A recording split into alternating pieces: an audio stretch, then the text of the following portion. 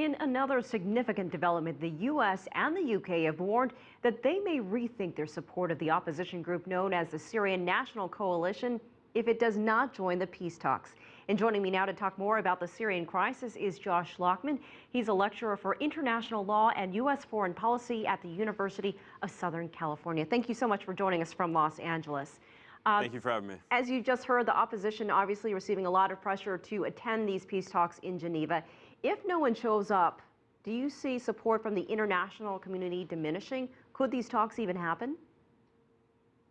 Yeah, I'm pretty pessimistic on the talks that may take place this month and future talks, especially because of the ratcheting up of this proxy war in Syria, where we have Iran and Russia, to a lesser degree, actively supporting the Assad regime, which is really now winning this battle against, a fractured rebel opposition. And on the other hand, countries such as Saudi Arabia, Qatar, Turkey, and others, which are hearing different things from the West over who to support or not to support within this fledgling opposition. So the makeup right now of these talks doesn't look like it will bear a lot of fruit. And I think that what we may end up seeing is the United States may even weaken its support going forward for the Syrian opposition, more than it's weakened to date.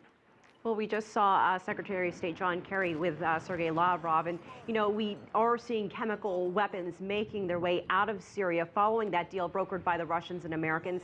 Do you think with this current spirit of cooperation, do you think we could see any other major agreements between these two countries that maybe can accomplish something within Syria?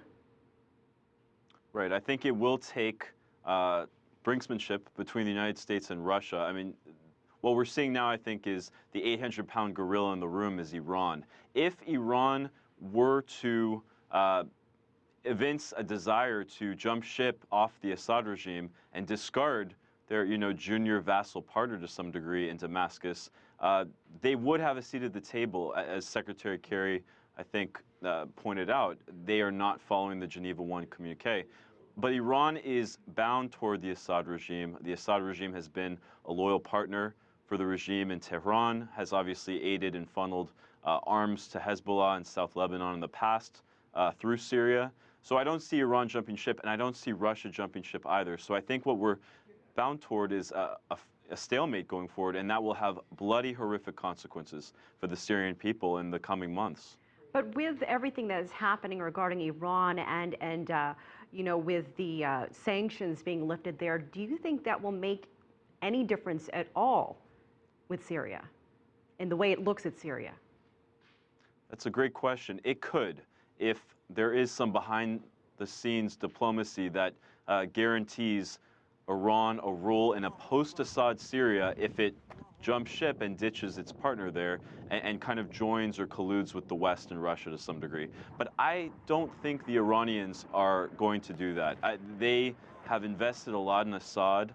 I think they look at Assad as winning this war, or at least he's made some advances, unfortunately, to the detriment of the Syrian people who have suffered and languished over the last 3 years.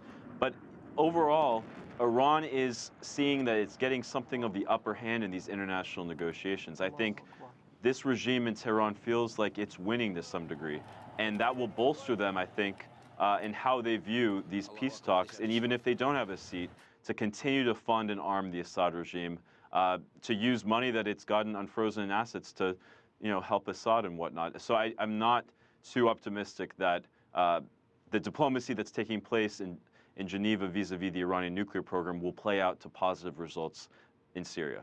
All right, Josh Lockman, thank you so much for joining us from Los Angeles with your insight.